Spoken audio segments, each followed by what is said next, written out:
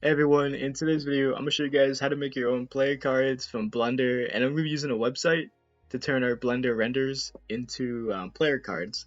So first what you want to do is you want to first make your render. Now, what I mean by render is just take a character like this and pose them. Then you want to grab a camera. What you want to do is just hit Shift A, camera, and go into there, and you just want to go to View, Navigation, then Walk. And then you just want to set the camera to however you want the player card image to be. I'm going to set like that.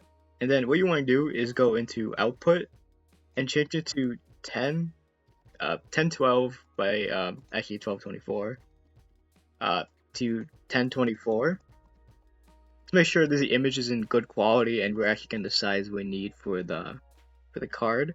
So you just want to fit the character inside the image. Now you can pose it however you want. I'm just doing something simple just for the video's sake. I'm just gonna go with this. Now you just want to go to render image. Now we're gonna give that a second to render. Actually, let me add a lighting source so it doesn't look like that. Give me 1 second. I forgot to mention when you save when you render the image, you just need to hit image and then you want to hit save. Then you want to save it to wherever you remember it. I would recommend saving it to your desktop. But anyway, onto the website.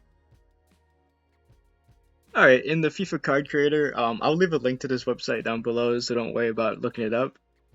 What you want to do is you want to first scroll all the way down to player data elements, and you want to upload your own image. And then you just want to choose file.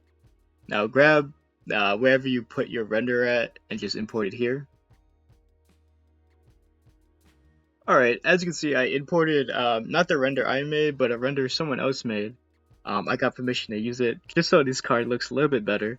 But as you can see, when I imported it, he's not the scale and he's not the size of the card. So all you have to do is just go and find this little corner and just expand him.